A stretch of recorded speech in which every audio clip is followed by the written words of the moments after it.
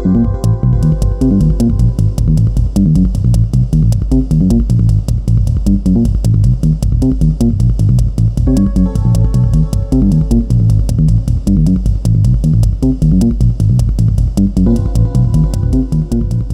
today I have the enjoyable pleasure of introducing you to someone that I've gotten to know recently. His name is Douglas Eck.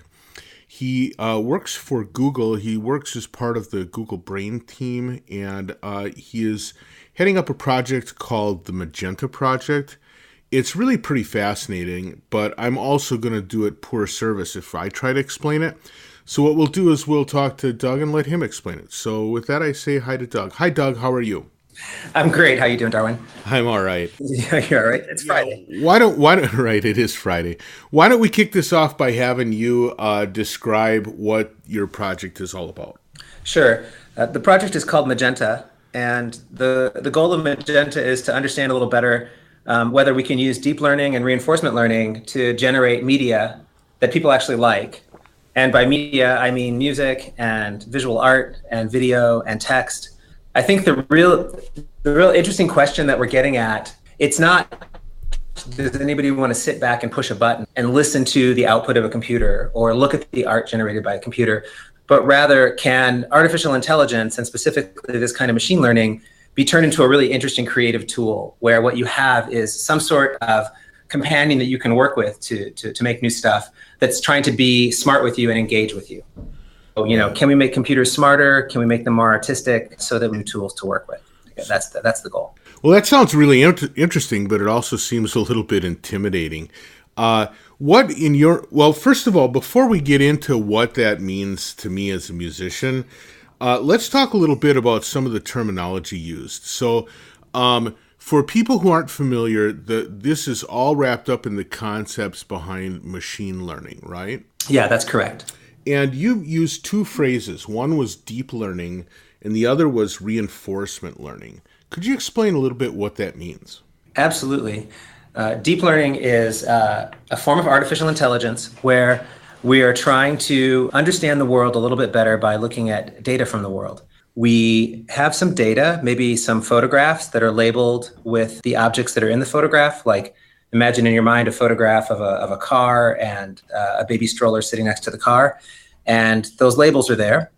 In deep learning, or I guess any kind of neural network learning, and I'll come back to how that relates to deep learning, in these sorts of models, what we do is we try to warp the data, shift the data, and move it around using neural networks so that we can predict what's there. We call it deep learning because these networks tend to work better when they're made deeper and deeper with multiple layers. Let me say this in even a more high-level fashion.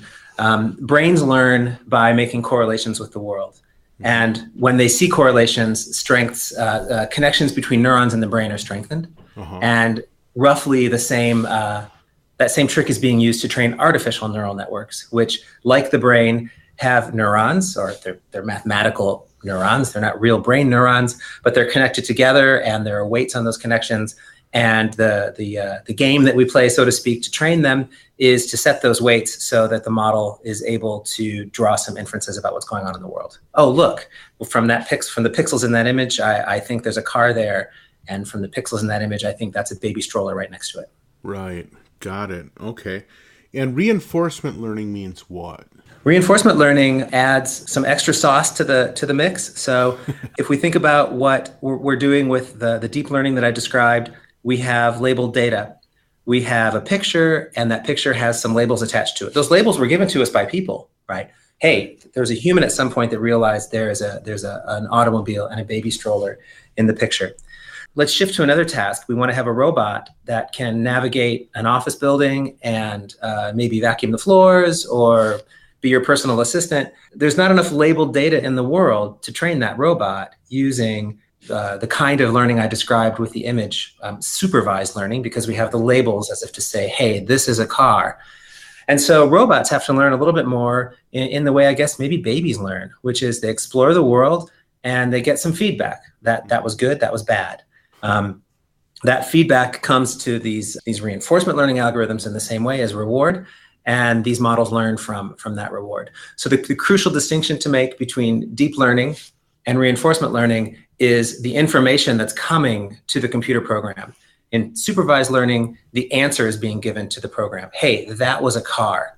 Okay. In reinforcement learning, instead, it's a reward like, hey, you did better, or hey, you did worse. But I'm not telling you why you did better. I'm just telling you did better. Keep up the good work. Interesting. So it doesn't attempt to like debug the problem. It just says good or no good, or better or not as good. Yeah. So there's a really nice bit of behavior that you get that in fact looks like debugging.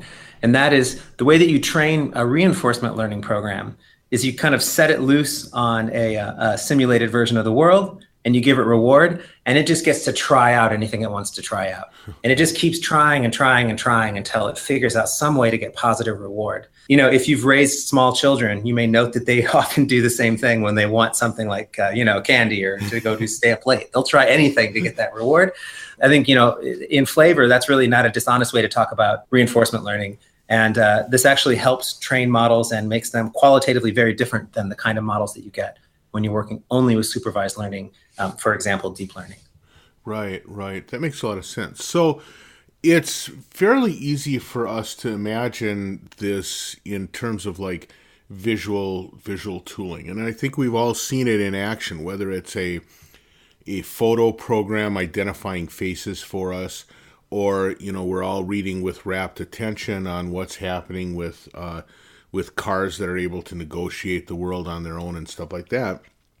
But how does this relate to audio and or performance content in a way that's useful for this Magenta project? It's a good question. It's also, relevant for the kind of work that you do and your listeners.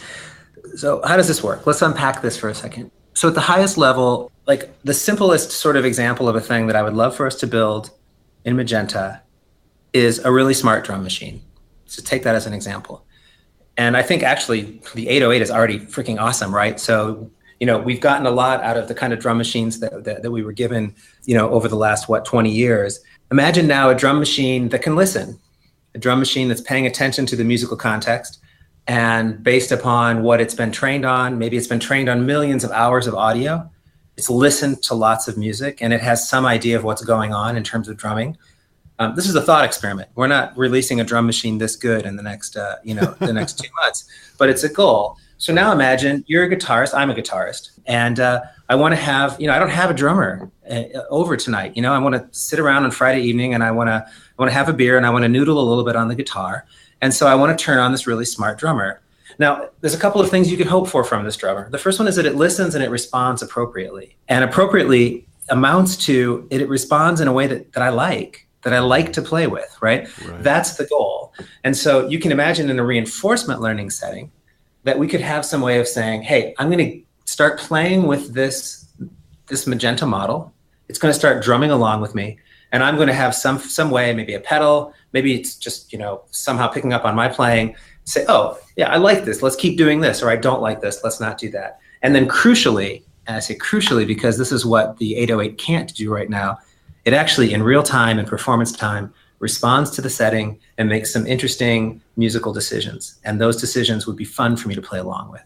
So that's the kind of thing we strive to build. And it's a good example of something where you would care about both reinforcement learning and deep neural networks. And we can unpack that if you'd like. I mean, there are lots of ways to skin this cat, so to speak. You can solve this using other problems, but we think that the direction to go in is this combination, and we're betting on it. Sure. Now, one of the things that this sort of implies is the ability for the neural network and for these learning systems to be able to decode the data from existing stuff. So, for example, if I wanted something that could do a good Charlie Parker-like sax solo for me, I would need to have it understand a lot of Charlie Parker's sax solos, right? But how do I get them? Are you having to deal with the problems of encoding all of this data in some useful machine form?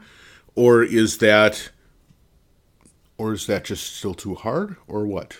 I don't even know how to ask that question, right? No, it's a great question, and here's why. Like, in all machine learning, it's sort of a running joke amongst machine learning practitioners that machine learning is 80% plumbing and data.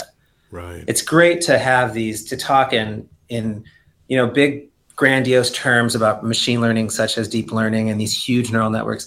At the end of the day, it's all about getting the data. And yeah, in music, it's hard because I think we have two very useful levels at which to talk about music. As a musician, this should make sense to you, and certainly given your background. You have representations that are fundamentally capturing notes and signals surrounding notes. So you have MIDI and other sorts of formats like that. And then you just have audio, right? And there are benefits to working with both. Yeah, it turns out that getting a computer to make, Charlie Parker-like solos would require a lot, at least with what we have now, would require a lot of work in terms of getting the right data, in a sense, to just show these algorithms what is Charlie Parker in the first place. Right. You could give it all the audio from all of the Charlie Parker works that we could collect. Even then, we'd somehow have to show the model, hey, you should pay attention to the saxophone. And well, what's that? How do you identify that in the audio? Right. But let's just say when you get up in the morning and you try to solve a problem like Charlie Parker solos, even if you feel like machine learning is the way to go, it makes you humble. And I think one translation of humble is, I got to go get the data. And that's going to take me a long time. And wow, humans are really great. Right, seriously, like this is a really hard problem. Well, and it is actually kind of interesting because it does have to be humbling because there is this sense to which you're doing all of this work, you're putting all of this effort into it to try and sort of decode how a child learns. When a child learns so naturally, it has to be frustrating to say, wow, within 3 years, a child can walk and start talking and can throw a thing and likely hit the dog, right? Yeah. And believe me, I think in the same way that like brain surgeons are the most humble about how the real brain works, those of us that are looking at artificial intelligence, you run up against a very, very, very interesting set of problems when you start to try to tackle intelligence. Sure. I think one thing that makes me hopeful for Magenta, that makes me feel like we're not just Don Quixotes tilting at windmills, is that we're really trying to build tools that people can use. The analogy I'm thinking about is Rickenbacker or Gibson inventing the electric guitar, then watching what people like Jimi Hendrix did with the electric guitar. It wasn't necessary for Rickenbacker to have the vision, to understand what someone like Jimi Hendrix would do with that guitar. Right. His job was to do the engineering and to build a new piece of equipment. Right. And I think that I don't think we can solve intelligence where it's capital S solve and capital I intelligence. I think intelligence is ill-defined and organisms are just stunningly complicated and wonderful. I think we can build some really awesome musical and artistic tools for people. And that we, if we're lucky and things go the right way, can actually be part of changing what it means to produce and consume media. Right. And that's humans all the way down. It's still audacious. It's still a very difficult task, but it's not this task of sitting in a room alone and saying, oh, can I solve AI? Like, that's not the task. The task is, can we push some of this technology built in different ways into the world and watch people play with it and learn from it, and maybe hopefully have algorithms that themselves learn from this interaction and get better. So the next time you play with this drummer or saxophone player, it actually knows a little bit more because it was listening to your criticism and it was listening to your positive feedback. Right. And I actually think that some of that stuff is really important to consider because it's different than what we've seen in like the world of generative systems, right? Because oftentimes I'm trying to remember, I'm struggling to remember the name of this software package that used to have little players that you could add, right? And if you added the guitar player, he'd kind of like strum along while you did your thing. Mm-hmm. And, it was clear that, first of all, it had a very limited palette. Secondly, it was never going to do anything more than the very thing it was programmed to do, right? And it seems like one of the things that machine learning offers the opportunity to do was something that I used to think about with this stuff, which is like, maybe if I could take that virtual guitar player and have him have a virtual tab of acid, maybe he would play in a more interesting way, right? The ability to sort of like generate a like systemic or cellular change to the player to be more suitable for what I want to accomplish seems like something that you are actually looking forward to doing. First, I love the idea of virtual acid. We talk about sex, drugs, and rock and roll being the fundamental components of the musical experience in the last 40 years, right? Let's just go ahead and make it all, based upon machine learning. It's perfect. Right. I suspect that no matter what we do, what I'd like to do is raise the bar. Right. So you probably know that when the first phonograph recordings came out, the Edisons of the time would go on stage and they would play the cylinder. And the people in the room would say, oh, it sounds exactly like a symphony. It's as if the people are there. I can't tell the difference, right? Because they just weren't used to that technology. And then, as we move forward, I'm hoping that we can build some things that seem amazing and seem magical with the full expectation that after people play with them for 5 years, they're going to be like, oh yeah, that Magenta stuff from, 2017, it seemed magical at the time, but wow, look what we have now. Right. Just trying to keep up. And, the bar is always moving. Yeah, that's actually a great point. The idea that our expectations always push beyond what we currently have is probably the thing that keeps us all employed for a long time too, right? Yeah, that's right. There's another point I would make that's I think maybe one of the most important ones is the software you described. I think when you said they sort of drop in and strum along, and maybe I put words in your mouth, but they're not really adapting. This main goal that I tried to lay out at the beginning of our interview was more about getting machine learning models to listen to and respond to real-time feedback from the world, to actually be embedded in the world and be listening and be reacting and changing their behavior. That's a goal that transcends music and transcends art. I mean, it's the big goal in reinforcement learning and in robotics in general. And in one sense, Magenta is just following this trend in the last 2 or 3 years in artificial intelligence to really care about that problem. I've chosen to focus on media, because with a mobile phone, you can deliver media, video and images and audio. We have a whole musical community that wants to work with these tools, and also a visual arts community. But at the end of the day, in some ways, it's trying to bring computing into our lives in a way such that we have the right kind of algorithms to. I want the machines to listen to us, right? I want us to be driving, and I want them to be learning from us and then getting better. And I think that goal is one that's shared across the machine learning world. I just wanted to stress it. Sure. Now, what has been, you guys have gone into a couple of shows and kind of showing off some of the early efforts that you've put together. What has been the response thus far? We've released a bunch of audio and rather sort of MIDI files that were rendered. There was some people from Vietnam, a guy from Vietnam performed some of this music and then jumped in on YouTube and had a guitarist playing fun. There was an interview done in Toronto, musicians rigging on top of a computer-generated melody, and we've done quite a bit more since then. I would say largely, we're just taking baby steps, and most of the secret sauce that came from these collaborations were from the people that were playing along and adding expressive timing and adding performance dynamics and riffing on top. We just generated a few fun melodies. But we're just getting started. I think overall the response has been surprisingly positive. One of the artists said, "I thought I was going to hate playing with this because I know it was made by a computer, yet it was really fun." Mm-hmm. And so I think there's a certain fascination. And I think once you hear it and once you sort of realize how limited things are right now, but maybe better than they were before, there's a certain sense of saying, oh, okay. This is going to be fun. Like, I'm in control and I'm getting to drive this process with my ideas. Right. And as soon as artists see that and musicians see that, the response has been really positive. Yeah, it's that seems, it actually seems like it being at a relatively nascent point at the moment is probably valuable, because it's going to be at the point initially where musicians will toy with it and say, well, that's quaint and it's fun and it's a cool little thing to play with, as opposed to being, I remember when synthesizers first hit the scene and the musicians unions freaked out because, oh my God, no string player's ever going to get a chance to play a gig again because of the evil synthesizer, right? Yeah. It would be nice to be able to take on, some new tools and some new concepts without having to go through that kind of angst again. I agree completely. And I have to admit, I'm pleasantly surprised so far at the response we've gotten.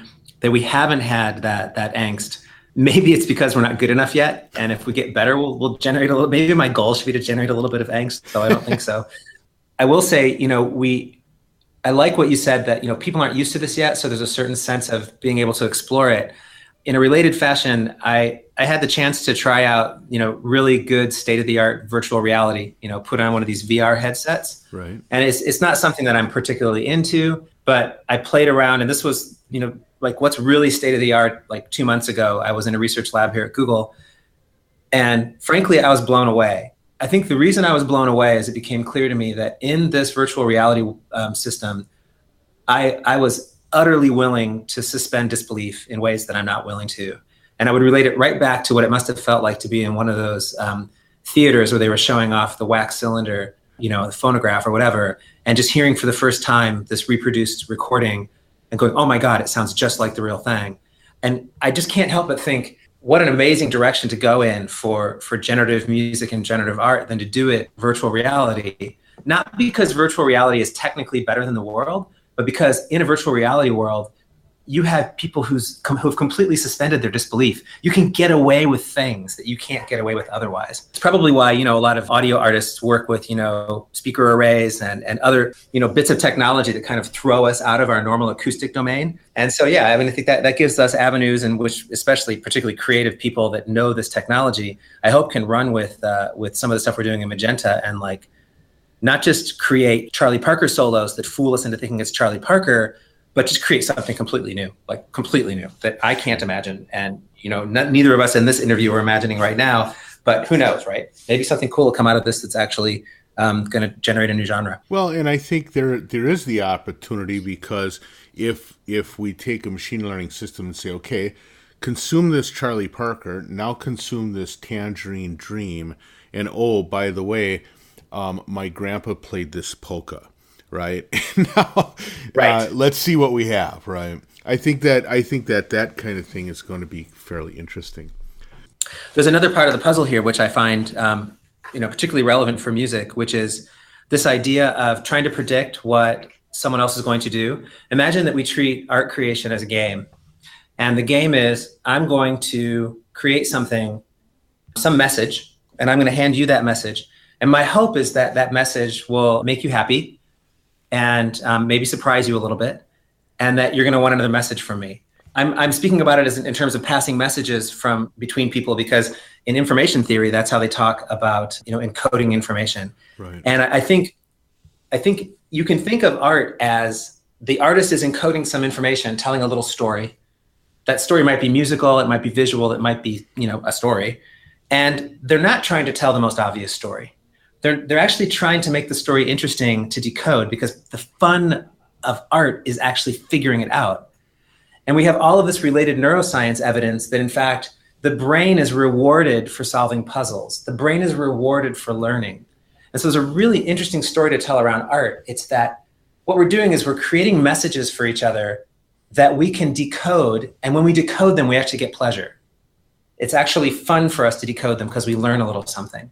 If you look at the artistic process that way, you can start to think about machine learning models that are trying to have a reasonably good idea of what people are going to be able to understand and not understand, and trying to craft art in such a way that it's super fun for the viewers or the listeners to make sense of.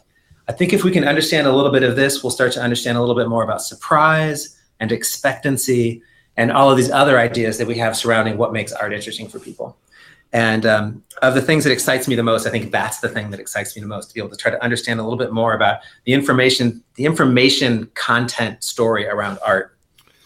Right. Well, that also makes it really clear as to why you're sort of like anxiously trying to find ways to work directly with artists too, because finding that mechanism to be that storyteller, whatever that storytelling process might be, and ends up being probably a key factor in terms of whether you're going to have valuable result. Thoroughly agree. I completely agree. So I'm curious now, one of the things that we didn't dwell on up to this point is the fact that this is a Google project. You have the opportunity to work at the Googleplex. I'm not sure what you actually call it, but it's an amazing place. I'm wondering to what extent that isn't actually the perfect place to be for things like machine learning and learning science, because in terms of a home for massive amounts of data, you've got that. And in terms of working around people that know how to do the plumbing necessary for tearing apart data, you got those people too. What are the sort of affordances that you get because of this being part of the Google Brain team? I think there are positives and negatives to doing this work at Google, to be completely honest. To give your listeners context, I was a professor at University of Montreal before coming to Google. I was on sabbatical after getting tenure and had the chance to come here and be a research scientist and jumped at it. I would point out that it was, February and so quite cold, but it's not the reason. And every month, every year I spent as a professor in Montreal, I genuinely loved. And I've loved every month and every year here as a research scientist. So I can imagine this research also happening in academia. Could, of course, imagine it happening in industry outside of Google as well. With that context in mind, I think that the positives are companies like Google, and I would not say uniquely Google. I would have to throw, other big companies, like Facebook and Microsoft in there as well. We have the engineering skills to work with big data in a way that's not impossible to find in academia, but difficult. And so, our ability to understand how to organize huge data sets and do training, large-scale machine learning is unparalleled in the world. I'm also happy to say, and this is surprising, a bit surprising to me still, and I've been here almost 7 years. Google and again, other companies, I don't want to make this an ad for Google, though I'm very proud of Google. They've done a phenomenal job. We've done a good job of genuinely valuing research, especially research in areas like machine learning. And I believe there's a genuinely enlightened view that if you can bring great researchers into the company and let them do their work, that in the end, the products will get better and the user experiences will get better as well. And I think the evidence for that is there for us in terms of the quality of our speech recognition, our language translation, our ability to do navigation in maps, and our work, for example, on self-driving cars. So strangely enough, when I pitched this project to leadership in machine learning and research, there was widespread support. And I think the support was just transparent. Yes, people consume media. Yes, people do creative things. We work to live. We don't live to work. And if we can improve and provide more knowledge, more research, and better tools for these aspects of our lives, that's great. And our users are going to love it. And so, the support for this has been fantastic. I think on the flip side, this could happen in academia as well. I could have written a DARPA grant or a National Science Foundation grant and done this as a researcher in an American university. That would have been amazing too. I'm very happy to say that it's possible to do this kind of relatively blue sky research at a place like Google without feeling like there's a constant need to turn it into a product tomorrow or to completely direct where things are going. And I'm not alone. There are literally hundreds of researchers at Google who are just getting to ask questions about how the world works, how machine learning works, how systems work, and try to solve them with the ability to publish and to collaborate with academia. And I mean, I think it's amazing. I think it's really great. That is amazing. Well, Douglas, I know that you're busy. I know that I'm kind of impinging on your schedule, so I'm going to let you go. But I want to thank you for taking time out of your schedule to do this, to chat with us and kind of walk us through some of what you're up to there. And again, if people want to check out this project, where should they look? Yeah, they should look at, you could just search for Google Magenta. There is a search engine that will find the way for you. Or you could just go to, you could go directly to magenta.tensorflow.org. That's magenta.tensorflow.org. Magenta is actually a open source repository, part of the TensorFlow project, which is sort of our parent project. It's a platform for doing machine learning developed here at Google. Awesome. And I want to point out that I think your stuff is fantastic. I love it. And I look forward to having another lunch here at Google with you next time you're in town, or maybe elsewhere. Maybe I'll come have lunch in your neck of the woods. That sounds great. Well, thank you so much, Doug, and I'll talk to you again soon. Sounds good. You too. Cheers. All right.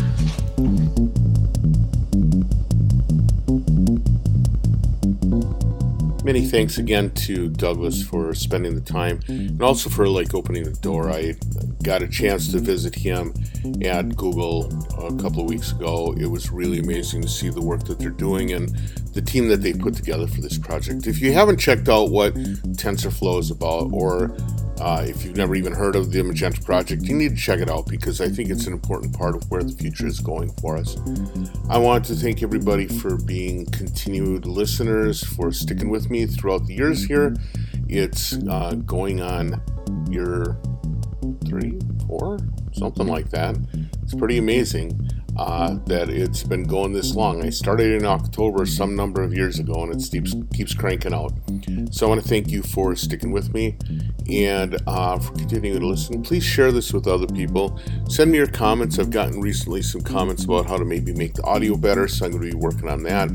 But just in general, touch base. Thanks for listening. Catch you soon. Bye.